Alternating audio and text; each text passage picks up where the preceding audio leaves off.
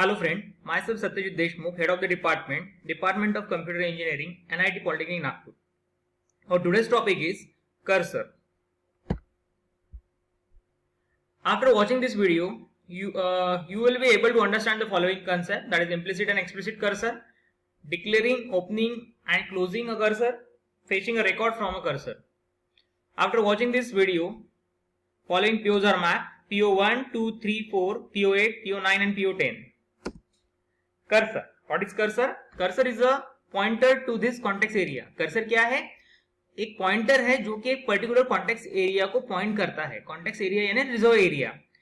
जब भी हम कर्सर डिक्लेयर करते हैं तो एक हमारा एरिया रिजर्व होता है और उसको एड्रेस करने का काम, उसको पॉइंट आउट करने का काम कौन करता है? हमारा कर्सर करता है. PLSQL control the context area through a cursor. जो हमारा PLSQL है ये कॉन्टेक्स्ट एरिया को कर्सर का यूज करके कंट्रोल करता है. Cursor hold the rows one or more return by SQL statement. Cursor क्या करता है? एक या एक से ज्यादा रोज, हमारे जो कॉलम टेबल होती है उसमें जो रोज होते हैं हमारे, उसको होल्ड करने का काम करता है. कैसे करता है? एक से वन और मोर, एक से ज्यादा, return by the SQL statement. जो भी हमारा SQL स्टेटमेंट हम PLSQL में यूज करते हैं, जैसे सिलेक्ट कस्टमर नेम फ्रॉम, जो भी हम यूज करते हैं वो सब कुछ जो भी वो रिटर्न करता है, जो भी रोज वो रिटर्न करता है, वो होल्ड करने का काम कौन करता है? PLSQL में कर्सर करता है. The set of rows the cursor hold is refer to as an active set. जब भी हमारा कर्सर एक सेट ऑफ रोज अगर होल्ड करके रखता है किसी भी टेबल के, तो उसको हम क्या कहते हैं? एक्टिव सेट कहते हैं. ठीक है. There are the two type of cursor, implicit cursor and explicit cursor. अब कर्सर के दो प्रकार होते हैं, एक इम्प्लिसिट होता है और दूसरा प्रकार होता है एक्सप्लिसिट कर्सर. ठीक है. अब पहला पढ़ेंगे हम इम्प्लिसिट कर्सर. इम्प्लिसिट कर्सर का मतलब जो पहले से ही डिफाइन कर्सर होता है, उसे कोई नहीं बनाता, वो ऑटोमेटिकली बना हुआ रहता है, उसको कहते हैं इम्प्लिसिट कर्सर. तो उसके बारे में पढ़ेंगे. Implicit cursor are automatically created by the Oracle whenever the SQL statement is executed. जब भी हमारे PLSQL में कोई SQL स्टेटमेंट एग्जीक्यूट होता है तो इम्प्लिसिट कर्सर ऑटोमेटिकली क्या होता है? वहां पे क्रिएट होता है. When there is no explicit cursor for the statement. Program can not control the implicit cursor and the information in it. हमारा जो प्रोग्राम होता है वो इम्प्लिसिट कर्सर को कंट्रोल नहीं कर सकता, उसके हाथ में इम्प्लिसिट कर्सर का कंट्रोल नहीं होता. बराबर है. ठीक है. और उसके अंदर में जो इन्फॉर्मेशन होती है उसके ऊपर प्रोग्राम का कोई कंट्रोल नहीं होता, वो ऑटोमेटिकली क्रिएट होता है और उसकी इन्फॉर्मेशन भी ऑटोमेटिकली हैंडल की जाती है उस कर्सर के थ्रू. अब यहाँ पे जो इम्प्लिसिट कर्सर है उसके कुछ प्रकार दिए हुए हैं. जैसा पहला है परसेंट फाउंड. अब परसेंट फाउंड कर्सर क्या करता है वो देखते हैं. रिटर्न ट्रू, ये वैल्यू रिटर्न करता है ट्रू. कब करता है? If an insert update delete statement affect one or more rows or select into statement return one or more row, otherwise it return false. जब भी हम हमारे PLSQL के प्रोग्राम में कोई SQL स्टेटमेंट यूज करते हैं, जैसा कि इंसर्ट, अपडेट, डिलीट और सिलेक्ट स्टेटमेंट यूज करते हैं, और ये स्टेटमेंट अगर किसी रो को अफेक्ट कराते हैं, इंसर्ट किसी मान लो इंसर्ट कमांड का यूज करके हम वैल्यू को इंसर्ट करते हैं, अपडेट कमांड का यूज करके वैल्यू को अपडेट करते हैं, डिलीट कमांड का यूज करके वैल्यू को डिलीट करते हैं, ऐसा कोई ऑपरेशन अगर एक्चुअल में परफॉर्म होता है तो परसेंट फाउंड ये क्या रिटर्न करेगा? ये ट्रू वैल्यू रिटर्न करेगा, अदरवाइज ये by default false value return करेगा. उसके बाद सेकंड हमारा कर्सर है percent not found. The logical operator of percent found, ये क्या है? लॉजिकली अपोजिट ऑपरेटर है परसेंट फाउंड का. जैसे परसेंट फाउंड जो काम करता है उसके अपोजिट काम ये करता है not percent found, percent not found, sorry. It return true, ये रिटर्न ट्रू करता है इफ इंसर्ट, अपडेट और डिलीट स्टेटमेंट अफेक्ट नो रो. अगर ये स्टेटमेंट ने किसी भी रो को अफेक्ट नहीं किया तो परसेंट नॉट फाउंड स्टेटमेंट ये ट्रू वैल्यू रिटर्न करता है. बराबर है. अगर इसने किसी वैल्यू को अफेक्ट किया तो ये स्टेटमेंट फॉल्स वैल्यू को रिटर्न करेगा. इसके बाद है percent is open. Always return a false for implicit cursor because the oracle closed the SQL cursor automatically after executing its associated SQL statement.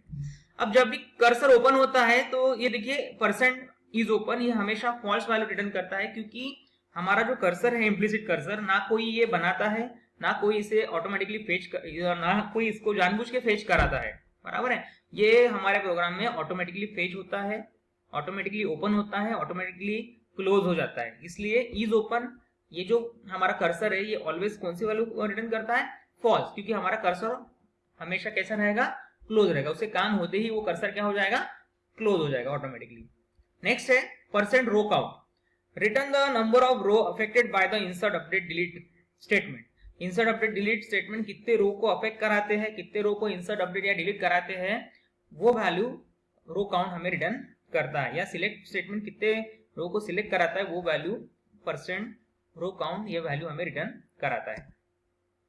अब कर्सर का एग्जांपल देखेंगे। The following programme will be update the table, ये जो programme दिया हुआ है ये table को अपडेट करा रहा है। Increase the salary of the each customer by 500 रुपए से हर कस्टमर की सैलरी हम इंक्रीज करने जा रहे हैं। Use SQL percent count row count, ये ऑपरेटर हमने यहाँ पे ये कर्सर यूज करने वाले हैं। SQL percent row count attribute to determine the number of rows affected, ये जानने की कोशिश कर रहे हैं ये कर्सर यूज करके कि कितने रो एक्चुअल में अफेक्ट हो रहे हैं, कितने रो 500 से अपडेट हो रहे हैं, ये हमें जानना है इस प्रोग्राम से। तो प्रोग्राम हमने लिखा है यहाँ पे, सबसे पहले डिक्लेरेशन सेक्शन, उसमें लिखा है टोटल रोज नंबर। यहाँ पे हमने एक वेरिएबल डिक्लेयर किया जिसका नाम टोटल रोज है, डेटा टाइप नंबर है, साइज 2 है। उसके बाद हम हमारा प्रोग्राम स्टार्ट कर रहे हैं इसलिए लिखा बिगिन। यहाँ पे एसक्यूएल की कोडिंग लिखा हमने, update customer set salary is equal to salary plus 500। यहाँ पे हमने कस्टमर को अपडेट किया, कस्टमर टेबल को अपडेट किया और वहां पे क्या सेट किया, सैलरी जो कॉलम है उसकी सैलरी 500 से हमने यहाँ पे बढ़ाई है। एसक्यूएल स्टेटमेंट हमने यहाँ पे फायर किया है। अब यहाँ पे इफ कंडीशन अप्लाई की है, if SQL percent not found. अब एसक्यूएल परसेंट नॉट फाउंड एक तो ट्रू वैल्यू रिटर्न करेगा या तो फॉल्स वैल्यू रिटर्न करेगा। If SQL percent not found ये वैल्यू अगर ट्रू वैल्यू रिटर्न करता है, एसक्यूएल परसेंट नॉट फाउंड ये अगर ट्रू वैल्यू रिटर्न करता है, देन उसके तो क्या होगा, तो DBMS output dot put line ये डिस्प्ले करेगा नो कस्टमर सिलेक्टेड। यानी अगर ये एसक्यूएल स्टेटमेंट फायर होने के बाद कोई भी रो को अगर अफेक्ट नहीं किया इस स्टेटमेंट ने, तो यहां की वैल्यू क्या आएगी, यहां की वैल्यू आएगी ट्रू। और यहां की अगर वैल्यू ट्रू आती है तो नो कस्टमर सिलेक्टेड ये डिस्प्ले होगा लेबल, ठीक है। एल्स इफ अगर ये नहीं होता है तो else if SQL percent found ये अगर ट्रू होता है, अगर ये फॉल्स होता है तो डेफिनेटली ये ट्रू होगा। Then total row is equal to SQL percent row count.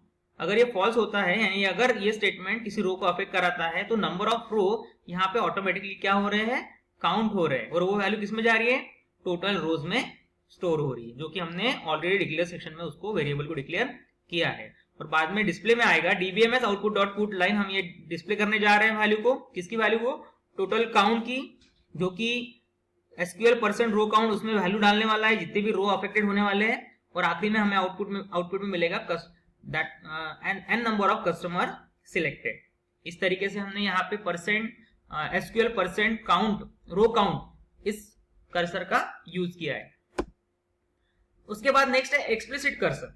अब ये सेकंड टाइप है एक्सप्लिसिट कर्सर। एक्सप्लिसिट कर्सर का मतलब हम ये कर्सर खुद होके बनाते हैं, हम इस कर्सर को ओपन करते हैं, उसमें से वैल्यू को फेच करते हैं और काम होने के बाद उस कर्सर को हम बंद करके रख देते हैं, called as an closing a cursor. अब देखते हैं एक्सप्लिसिट कर्सर क्या है।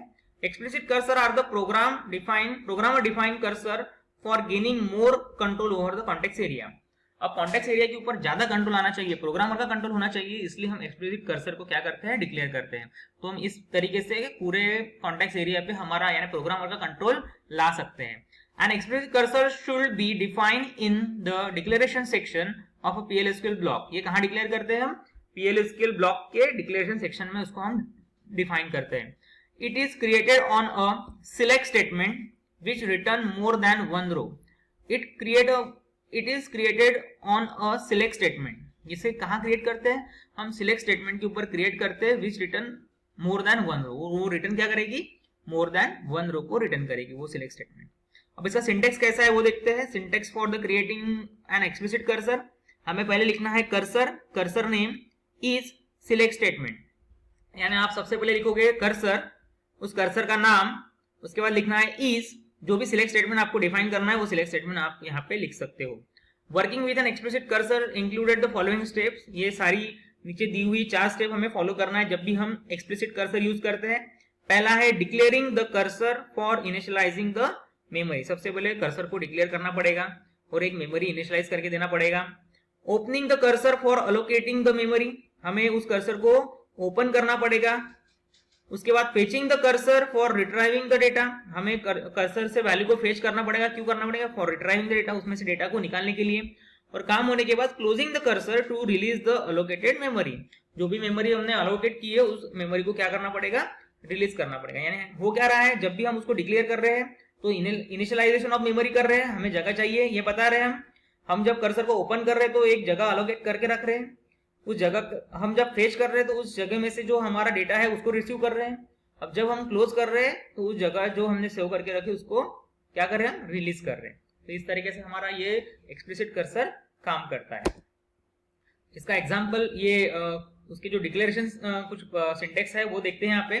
डिक्लेयरिंग द कर्सर, सबसे पहले हमें कर्सर को डिक्लेयर करना पड़ेगा, तो इसका सिंटेक्स है cursor C customer is select ID name address from customer. एक एग्जांपल दिया है यहाँ पे शॉर्ट में कि हमने कर्सर सी कस्टमर नाम का एक कर्सर डिक्लेयर किया है और ये सिलेक्ट स्टेटमेंट के ऊपर अप्लाई किया है, ठीक है। उसके बाद हम कर्सर को ओपन करते हैं, opening the cursor allocated the memory from the cursor and make it ready for fetching the row written by the SQL statement into it.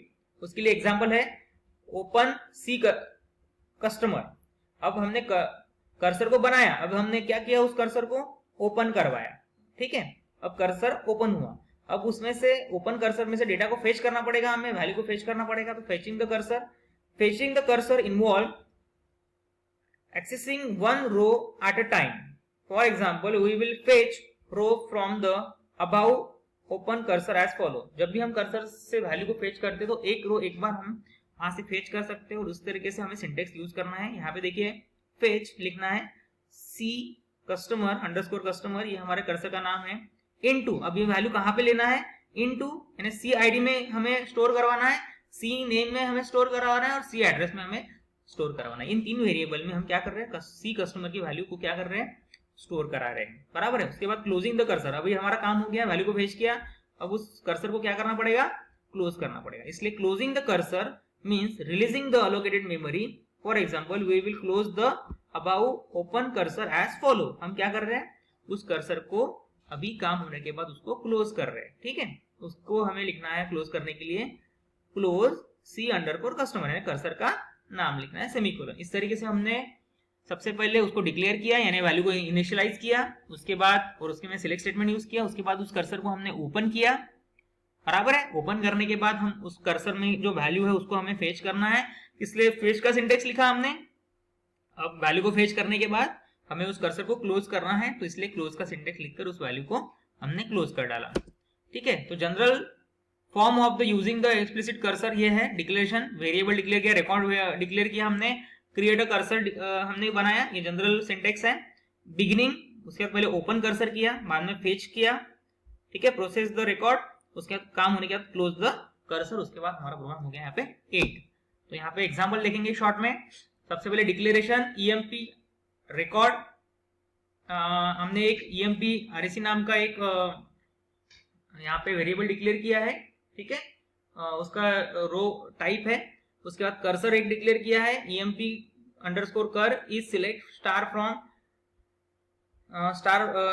From where salary greater than 10, इसके ऊपर apply किया है यहाँ पे SQL. उसके बाद यहाँ पे बिगिनिंग ओपन किया हमने कर्सर, ईएमपी कर्सर, यहाँ पे वैल्यू को फेच किया, ईएमपी इनटू, हमने यहाँ पे फेच कहाँ पे किया, EMP underscore cursor into EMP RAC में हमने वैल्यू को फेच किया। उसके बाद DBMS output dot put line हम यहाँ पे अभी डिस्प्ले करने जा रहे हैं, हमने लिखा EMP underscore RAC dot first name, यानी ईएमपी अंडरस्कोर आरएसी में जो फर्स्ट नेम है वो हम यहाँ पे डिस्प्ले कर रहे हैं और EMP RAC dot last name हम यहाँ पे डिस्प्ले करने जा रहे हैं। तो यहाँ पे डॉट ऑपरेटर का हमने यूज किया, यहाँ पे हमने जो भी कर्सर बनाया है, बराबर है, जिसमें वैल्यू हमने फेच की है उसका नाम लिखा है और डॉट जिस कॉलम को हमें फेच करना है उसका नाम लिखा है, बराबर है। और काम होने के बाद हमने उस कर्सर को क्या किया है, यहाँ पे क्लोज किया है और आखिरी में हमारा प्रोग्राम हमने एंड किया है। तो इस तरीके से हमारा एक्सप्लिसिट कर्सर ये काम करता है, ठीक है। तो summary of learning after watching this video, हमने इस वीडियो में देखा है implicit and explicit cursor, declaring opening and closing of cursor, fetching record from the cursor, और ये हमारे PO1 से लेकर PO10 तक हमारे PO यहाँ पे मैप हुए। तो thank you so much for watching this video, thank you.